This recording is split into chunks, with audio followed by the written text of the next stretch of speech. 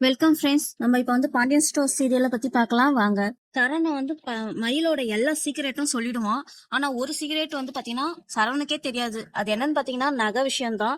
அவ வந்து பாத்தீங்கன்னா போட்டு வந்த நகை எல்லாமே கவரிங்ன்ற விஷயம் வந்து ராஜிக்கும் மீனாக்கு மட்டும் தான் தெரியும். எல்லா விஷயம் தெரிஞ்சது, இந்த ஒரு விஷயம் மட்டும் தெரியல. இதனால ராஜி என்ன பண்ணுவா, அதே யோசிக்கும் போது கதிர் வருவான். என்ன யோசிக்கிறேன்னு கேட்பான். அப்ப பாத்தீங்கன்னா ராஜி வந்து கதிர் கிட்ட உண்மையை எல்லாத்தையும் சொல்லிடுவான். இந்த மாதிரி நகை வந்து போட்டு வந்ததுல ஒரு 7-8 பவுன் தான் கோல்டு, மற்ற எல்லாமே கவரிங் என்ற உண்மையை வந்து ராஜி வந்து கதிர்கிட்ட சொல்லிடுவான். இதை கேட்ட கதிர் வந்து ஷாக் ஆயிடுவான். கதிருக்கு ராஜுக்கு என்ன செய்யுதுன்னு தெரியாது. இது வீட்டுல சொல்லாமா வேணாமான்னு யோசிப்பாங்க. கடைசியா மீனா வீட்டுக்கு போய் மீனா கிட்ட சொல்லுவோம் இந்த விஷயத்த அப்படின்னு சொல்லிட்டு அவங்க வந்து மீனா வீட்டுக்கு கிளம்பி போயிடுவாங்க. மீனா வீட்டுக்கு போனதுக்கு அப்புறம் என்ன நடக்குது பாத்தீங்கன்னா, வீட்டுல நடந்த விஷயத்த எல்லாத்தையும் சொல்றாங்க. சொன்ன உடனே செந்திலும் மீனாவும் வந்து ஷாக் ஆகுறாங்க. செந்தில் என்ன சொல்லுவான்னு பாத்தீங்கன்னா, இது எல்லாம் அப்பாவை தான் சொல்லணும். அப்பா சொன்னனால தானே வந்து சரவணனை வந்து கல்யாணம் பண்ணிச்சு அந்த அவங்கள, இல்லைன்னா பண்ணிருக்க மாட்டாங்கல்ல அப்படின்னு சொல்லிட்டு அவங்க அப்பா மேல கோவப்படுவான்.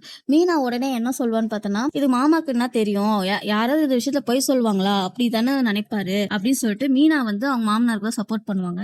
நீ எப்பவுமே நீ அவருக்கு தான் சப்போர்ட் பண்ணுவோம்னு செந்தில் பேசிட்டு, சரி மீனா கிளம்பு நம்ம அங்க போலாம். மீனா வந்து வீட்டுக்கு வந்ததுக்கு அப்புறம் இந்த நகை விஷயத்த வந்து பாண்டியன் கிட்ட எல்லார்கிட்டையும் சொல்லிடுவாங்க. சொன்னதுக்கு அப்புறம் என்ன ஆகும்னு பார்த்தா பாண்டியனுக்கு இன்னும் கோவம் வரும். உடனே வந்து மயில கூப்பிட்டு நீ இது மட்டும் தான் போய் சொல்லியிருக்கியா இல்ல வேற ஏதாவது போய் சொல்லியிருக்கியா, எதுவா இருந்தாலும் உண்மையை சொல்லிடு அப்படின்னு சொல்லும்போது வந்து மயில் நான் எந்த தப்பும் பண்ணல மாமா அப்படின்னு சொல்லுவா.